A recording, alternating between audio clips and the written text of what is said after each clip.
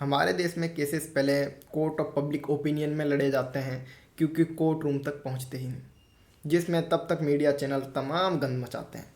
भारत में 75% से अधिक कैदी विचाराधीन मतलब अंडर ट्रायल है। अंडर ट्रायल कैदी वे व्यक्ति होते हैं जिन्हें किसी अपराध के लिए मुकदमे की प्रतीक्षा करते हुए न्यायिक हिरासत में रखा जाता है, आमतौर पर जेलों में, जो किसी अपराध के लिए मुकदमे की प्रतीक्षा कर रहे होते हैं, अर्थात उन्हें दोषी नहीं ठहराया गया होता है। जैसे अभी हाल ही का एक मामला, ब्रिटिश बिजनेसमैन क्रिश्चियन मिशेल, जिस पर अगस्ता वेस्टलैंड हेलीकॉप्टर घोटाले में बिचौलिया होने का आरोप है, उसे 2018 में यूएई से भारत लाया गया और उस पर भ्रष्टाचार और मनी लॉन्ड्रिंग के आरोप है। 18 फरवरी 2025 को भारत के सुप्रीम कोर्ट ने सीबीआई मामले में मिशेल को जमानत दे दी, यह देखते हुए कि वह 6 साल से अधिक समय से जेल में है। अभी तक मुकदमा शुरू नहीं हुआ था। इसके बाद 4 मार्च 2025 को दिल्ली हाई कोर्ट ने ईडी के मनी लॉन्ड्रिंग मामले में जमानत दे दी, जिसमें इस बात पर जोर दिया गया कि मिशेल ने अपराध के लिए निर्धारित अधिकतम सजा से अधिक समय पहले ही जेल में बिता लिया है। 7 मार्च 2025 को उन्होंने सुरक्षा जोखिम को हवाला देते हुए जमानत लेने से इनकार कर दिया और कहा वे हिरासत में सुरक्षित महसूस कर रहे हैं।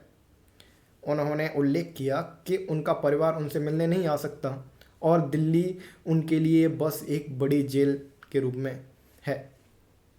सोचिए, इंसान का ट्रस्ट सिस्टम पर से इतना कम हो गया है क्योंकि अदालत ने उन्होंने जमानत लेने से मना क्यों कर दिया? क्योंकि अदालत ने जमानत पर इतनी कड़ी शर्तें लगा दी, जिसमें पासपोर्ट जमा करना, जांचकर्ताओं से रेगुलर रूप से मिलना तथा इस मामले से रिलेटेड मीडिया से बातचीत पर प्रतिबंध लगाया है। आप बताइए, बिना सुनवाई के इतने लंबे समय तक जेल में रखना क्या जस्टिस है? ये हालात है हमारे जस्टिस सिस्टम की। न्याय भी अन्याय जैसा लगने लगता है इतने टाइम में। ऐसे और भी केसेस हैं। उमर खालिद, जिसे 2020 में यूएपीए एक्ट के तहत अंदर जेल में डाल दिया गया था, जिसे जेल में लगभग 4 साल हो गए, लेकिन अभी तक उसका केस स्टार्ट नहीं हुआ है। ऐसे तमाम केसेस हैं जिनके बारे में हम आगे बात करेंगे, लेकिन अभी ग्राउंड रियलिटी क्या है? पुलिस स्टेशंस हैं पर मॉडर्नाइजेशन नहीं है, कोर्ट्स हैं पर जजेस कम हैं और जेल हैं पर ओवर क्राउडिंग है। ये हालात है हमारे देश के जस्टिस सिस्टम की। अभी कुछ दिन पहले एक रिपोर्ट पब्लिश हुई है, इंडिया जस्टिस रिपोर्ट 2025, जिसके अनुसार पूरे देश की जेलों में साइकेट्रिस्ट और साइकोलॉजिस्ट की कुल संख्या 25 है। आप लोगों को ये पता होना चाहिए कि लोग जेल में रिहेबिलिटेशन और समाज में रीइंटीग्रेटेड होने के लिए जाते हैं। ये मत समझ लेना कि कितने साइकोलॉजिस्ट जेल में बंद हैं। We mean how many are serving.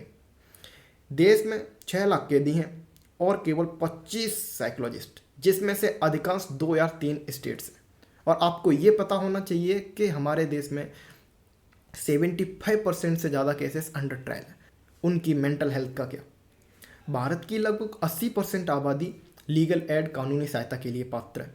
Legal aid उन व्यक्तियों को निःशुल्क लीगल असिस्टेंस देती है जो इसे अफोर्ड नहीं कर सकते तथा ज़रूरतमंद लोगों के लिए न्याय तक पहुंच को सुनिश्चित करती है। मतलब लो इनकम इंडिविजुअल्स के लिए लीगल एड है और लीगल एड पर गवर्नमेंट 6 रुपये प्रति व्यक्ति खर्च करती है। आप कितने सस्ते हो सरकार के लिए? मतलब एक कुरकुरे और समोसे जितने। रिपोर्ट के बारे में और बात करते हैं। ये रिपोर्ट जस्टिस सिस्टम के 4 पिलर्स को कंसीडर करती है: police, prisons, judiciary, legal aid. ये रिपोर्ट 18 बड़े राज्यों और 7 छोटे राज्यों और कई राज्य जिन्हें नहीं गिनते या बल्कि उन्हें गिनते हैं लेकिन उनको रैंक नहीं करते, because they have long been under the armed forces special powers act and they have conflict like JNK and north east states. आप देख रहे होंगे कि पुलिस को प्रति व्यक्ति 1275 रुपये मिलते हैं और ज्यूडिशरी को इससे बहुत कम मिलता है। इसमें पक्षपात की बात नहीं है, ये इसलिए है क्योंकि हमारे देश में 2 मिलियन पुलिस है। अच्छा, अब पैसों की बात करते हैं। ओवरऑल ज्यूडिशरी और जस्टिस सिस्टम में जो खर्चा होता है वो मोस्ट स्टेट्स में टोटल स्टेट एक्सपेंडिचर का 5% से भी कम है। अब ये पैसा जाता कहाँ है? सिंपल है, 80% और उससे ज़्यादा पैसा तो सैलरी में चला जाता है। मतलब इनोवेशन, मॉडर्नाइजेशन और टेक्नोलॉजी के लिए तो बहुत कम बचता है। पैसा देता कौन है? ज़्यादा बर्डन स्टेट्स पे होता है। स्टेट्स को अपना जस्टिस सिस्टम का खर्चा उठाना खुद पड़ता है। पर सेंट्रली स्पॉन्सर्ड स्कीम्स भी हैं, लगभग 40% तक सपोर्ट आता है सेंटर से, और कॉन्फ्लिक्ट स्टेट्स में तो ये 90% तक हो सकता है। सेंटर से पैसा जाता है कैपिटल एक्सपेंडिचर में, नए कोर्स बनाने में, मॉडर्नाइजेशन के लिए, फोरेंसिक्स और आदि। स्टेट्स के बीच भी बहुत बड़ा फर्क है कि कौन कितना खर्च करता है। आंध्र प्रदेश अपने एक प्रिजनर पर 733 रुपये खर्चा करती है, वहीं महाराष्ट्र केवल 47 रुपये। और सेम पुलिस में भी ऐसे ही फर्क है। पंजाब पुलिस पर कैपिटा 2600 रुपये खर्च करती है, वहीं बिहार 700 रुपये। यहाँ बात है प्रायोरिटीज़ की। बजट्स देख के क्लियर होता है कि प्रायोरिटी किस चीज़ को दी जा रही है। एग्जाम्पल के लिए पुलिस ट्रेनिंग के लिए एवरेज खर्चा 1.25% है। इंडिया के 11 सबसे बड़े रिच स्टेट्स सिर्फ 1.4% एलोकेट करते हैं ट्रेनिंग के लिए। एक एक्सेप्शन है, बिहार ने इस साल 6% खर्चा किया है ट्रेनिंग में।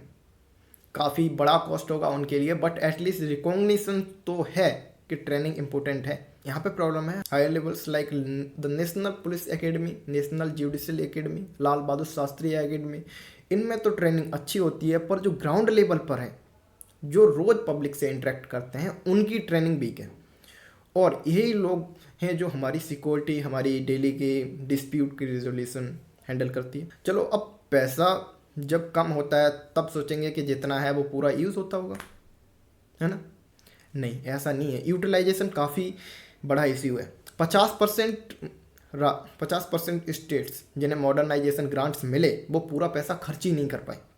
9 स्टेट्स ने सिर्फ 55% या उससे कम ही स्पेंड किया। मोस्ट स्टेट्स ने तो अपनी प्रिजन्स, जेलों के जो बजट का सिर्फ 80% तक ही यूटिलाइज किया। मैं इतने सारे स्टेट्स इसलिए बता रहा हूँ क्योंकि पैसा होकर भी काम नहीं होता। लेकिन कुछ अच्छी बातें भी हैं। नागालैंड और तमिलनाडु ने अपना 100% यूटिलाइज किया है। केरला ने डिसेंट्रलाइज प्लानिंग के थ्रू अपना यूटिलाइजेशन इम्प्रूव किया है। अंडर यूटिलाइजेशन के भी कुछ रीजंस हैं, क्योंकि प्लानिंग में डिले, अप्रूवल लेने में टाइम लगना, बहुत सारे रूल्स और कंडीशंस, स्टेट्स और सेंटर के बीच में प्रायोरिटी मिसमैच, स्टेट्स की बीट कैपेसिटी, आखिरी मिनट में पैसा मिलना। जहाँ बिल पावर होती है वहाँ काम हो जाता है, जहाँ नहीं होती है वहाँ पैसा पड़ा रहता है और सिस्टम स्लो या ब्रोकन ही रहता है। लेकिन अगर पैसा चाहिए तो लोग भी चाहिए, जिन पे मैनेजेबल वर्कलोड हो, जिनके पास इंफ्रास्ट्रक्चर और सपोर्ट हो, जिससे वो सच में जस्टिस डिलीवर कर सकते हैं। मैं हर स्टेट्स के वैकेंसी रेट का डेटा आपको सुना सकता हूँ, लेकिन होनेस्टली आप बोर हो जाएंगे और मेरा दिमाग भी घूम जाएगा। लेकिन फिर भी छोटा सा पिक्चर समझ लो। सिंपल बात यह है, सिस्टम चलाने वाले लोग ही कम हैं, और जो हैं वो इतने ओवरलोडेड हैं कि काम संभाल ही नहीं पा रहा। नीचे के लेवल्स पे तो कंडीशंस और भी ख़राब हैं। फेयरली बोलूँ तो 19 से 20 लाख हैं जो सिस्टम चलाने के लिए होने चाहिए, उनमें से हर 4 में से 1 मिसिंग है। नेशनल एवरेज के हिसाब से आपको स्लाइड पे दिख रहा होगा, और ये सिर्फ आधी कहानी है। जेलों में 30% से ज़्यादा पद खाली हैं, सिविल पुलिस में 23% पद खाली है, हाई कोर्ट्स में 33% पद खाली हैं, वहीं सबऑर्डिनेट कोर्ट में 21% पद खाली है, लीगल एड स्टाफ में 6% पद खाली है। ये है हाल। और आपको लगता है कि जस्टिस टाइम पर डिलीवर होगा? और ये फिगर्स ऐसे ही नहीं है, सैंक्शन स्ट्रेंथ जो ऑफिशियली अप्रूव्ड है और एक्चुअल स्ट्रेंथ के बीच के डिफरेंस के हिसाब से है। अब समझो डिलीवरी ऑफ जस्टिस का क्या हाल है। एक शीशा इमेजिन कर लो, एक साइड पे सर्विस ऑफ डिलीवरी और एक साइड पे नीड। सबसे पहले समझते हैं जुडिशरी का क्या सीन है। इंडिया में अप्रोक्स 21,000 जजेज हैं 1.4 बिलियन पॉपुलेशन के लिए। हर 4 पोस्ट में से 1 खाली है, और ये कोई नई प्रॉब्लम नहीं है, ये डिकेड से चलती आ रही है। मतलब इंस्टीट्यूशनल निगलेक्ट कहना गलत नहीं होगा। 40 साल पहले लॉ कमीशन ने रिकमेंड किया था कि 10 लाख लोगों पे 50 जजेस होने चाहिए। डिस्ट्रिक्ट कोर्ट्स में 4.5 करोड़ से ज़्यादा केसेस पेंडिंग हैं, और 73% 1 साल से ज़्यादा पुराने। देरी का सबसे ज़्यादा बड़ा कारण ये बताया जाता है डिस्ट्रिक्ट लेवल पर 65 लाख से ज़्यादा मामलों में वकील उपलब्ध नहीं थे। हाईकोर्ट स्तर पर 62 लाख मामलों में से 80% मामले 1 वर्ष से अधिक पुराने। इलाहाबाद हाईकोर्ट का 51% खाली पद है और ये देश का सबसे बड़ा कोर्ट है। इसका इम्पैक्ट क्या है? 5 करोड़ से ज़्यादा पेंडिंग केसेस हैं। हाई कोर्ट में पर जज के पास एवरेज 7,000 केसेस पेंडिंग हैं।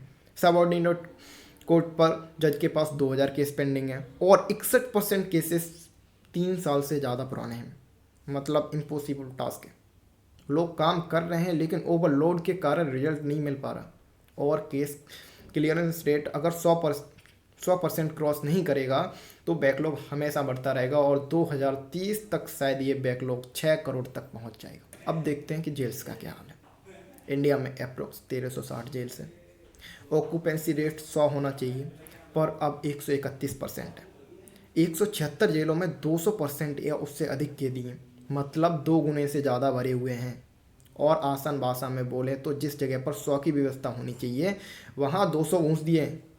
जेलों में चिकित्सा अधिकारियों और कर्मचारियों की 40% कमी है और साइकोलॉजिस्ट का तो आपको बताया बहुत ज़्यादा कम। रिहोटिक तो है कि जेल्स रिहेबिलिटेशन सेंटर्स बनेंगी पर ग्राउंड रियलिटी में इम्पॉसिबल है। डॉक्टर्स नहीं है, स्टाफ नहीं है, फैसिलिटीज़ नहीं है और ऊपर से नए लॉज जो बेल टफ करते हैं आने के बाद जेल ओवर क्राउडिंग और बढ़ने वाली है।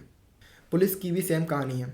नेशनल लेवल पर पुलिस जनसंख्या रेशियो प्रति 1 लाख जनसंख्या पर 155 पुलिसकर्मी पर स्थिर रहा, जो स्वीकृत संख्या से 197 से काफ़ी कम है। 197 लोग होने चाहिए, वहाँ 155 लोग हैं। बिहार में प्रति लाख जनसंख्या पर केवल 81 पुलिस है, जिसके परिणाम है कि जांच में अधिक समय लगता है, अपराध की रोकथाम के प्रयास विफल हो जाते हैं और सार्वजनिक सुरक्षा में समझौता होता है। ऑफिसर लेवल पर यानी असिस्टेंट एसआई से लेकर डायरेक्टर जनरल ऑफ पुलिस तक 6 बड़े राज्यों ने बताया कि 4 में से 1 पद खाली है। राजस्थान में अधिकारियों के 52% पद खाली है, जबकि बिहार में 45% पद खाली है। 5 लाख पुलिस पर्सनल की शॉर्टेज है। आईजेआर रिपोर्ट में बताया गया है कि विभिन्न राज्यों में फोरेंसिक के लिए स्वीकृत 10,000 पदों में से लगभग 50% खाली है। तेलंगाना में सबसे अधिक 91% पद खाली है और बिहार में 85% खाली है। अब इसका सॉल्यूशन क्या है? Better recruitment, continuous hiring, non stop hiring. मतलब इलेक्शन आने पर हायरिंग स्टार्ट हो जाती है, बाद बाकी बस ऐसे ही पेंडिंग पड़ी रहते हैं, लोगों को हायर ही नहीं करते। ये ट्रेनिंग इम्प्रूव करो, कम्युनिटी फीडबैक और अकाउंटेबिलिटी लाना ज़रूरी है। लीगल एड का क्या सीन है ये भी देख लेते हैं। लीगल एड का लिमिट बढ़ा है, अप्रोक्स 80% लोग एलिजिबल हैं, लेकिन बजट बस 400 करोड़ के आसपास है। फोकस अब legal defence councils, jail clinics और मीडिएशन और अंडर ट्रायल रिव्यू कमेटीज़ पे हैं। पर ग्राउंड लेवल पर पैरा लीगल वॉलंटियर्स 40% कम हो गए हैं। क्लिनिक्स, एक क्लिनिक 6 से 10 गांव के लिए होना चाहिए, अब एक क्लिनिक 160 गांव के लिए है। रिजल्ट्स इसके ये हैं कि गांव में जस्टिस मिलना लॉटरी बन गया है। डाइवर्सिटी की भी बात करते हैं। SC ST OBC representation lower courts में ठीक है 44% है, हाई कोर्ट्स में ये 18% तक गिर गया जाता है। जेंडर रिप्रेजेंटेशन की बात करें तो सेम पैटर्न है। लोअर कोर्ट्स में वुमेन अब 40% तक पहुंच गई हैं, हाई कोर्ट्स में अभी भी बहुत कम है। पुलिस में भी वुमेन का इंक्लूजन टारगेट 33% है। त्रिपुरा को 222 साल लगेंगे ये अचीव करने में। बिहार और आंध्र प्रदेश सिर्फ 3 साल में अचीव कर सकते हैं। लेकिन सवाल ये है कि 33% ही क्यों, 50% क्यों नहीं? अब ये देखते हैं कि जेल में हैं कौन। पुअर, SC ST OBC 70% जेल पॉपुलेशन बनाते हैं। रिप्रेजेंटेशन यहाँ पर तो ओवर है। जस्टिस रिपोर्ट की ranking 2025, southern state Tamil Nadu, Kerala, Karnataka, Andhra Pradesh top में है। सरप्राइजिंग बात यह है कि छत्तीसगढ़ 6वें नंबर पर है इस बार। बिहार और राजस्थान बॉटम में है। 20% पॉपुलेशन है वो अच्छे स्टेट्स में है जहाँ जस्टिस सिस्टम अच्छा है, और 80% पॉपुलेशन उन राज्यों में रहती है जहाँ जस्टिस सिस्टम बहुत ज़्यादा ख़राब है। अब ह्यूमन राइट्स कमीशन की बात करते हैं। बस नाम का एक इंस्टीट्यूशन है, बजट कम, स्टाफ नहीं। 80% कंप्लेंट्स ज्यूरिसडिक्शन के बाहर डिसमिस हो जाते हैं। 50,000 पेंडिंग केसेस हैं। लास्ट में यही कहना चाहूँगा, जेलों की हालत और भी ज़्यादा अलार्मिंग है। मैंने कुछ एग्जांपल शेयर किए थे। क्रिश्चियन मिशेल जो इस साल इंडिया में जेल में है, उसे रिसेंटली बेल मिली थी, लेकिन उसने मना कर दिया लेने से, क्योंकि बेल के कंडीशन इतने स्ट्रिक्ट होते कि उसको जेल में 4-5 महीने और रहना ज़्यादा बेटर लगा। सोचिए इंसान का ट्रस्ट सिस्टम पर इतना कम हो गया है। और दूसरा केस है जगतार सिंह जोहाल केस, आप खुद देख लेना। और अंकित गुर्जर केस, जिसका तिहाड़ जेल के अंदर मर्डर कर दिया जाता है। एक इंसान की जेल में मौत हो गई, तिहाड़ जेल में सीसीटीवी कैमरास ने पूरा वीडियो रिकॉर्ड किया उसके मर्डर का, पर स्टाफ बस देखते रहे, कुछ नहीं किया। सुकेश चंद्रशेखर, एक और नाम जो बार बार न्यूज़ में आता रहता है, जेल के अंदर ही स्टाफ को मैनेज करता है। तिहाड़ जेल जो सपोजली इंडिया की बेस्ट जेल सिस्टम माना जाता है, वहाँ ये हालात हैं, तो सोचिए छोटी जेलों में क्या होता होगा। अब मैं क्या बोलूँ, इतना काफ़ी है जानने के लिए कि देश में चल क्या रहा है। और चैनल को सब्सक्राइब करिए। धन्यवाद।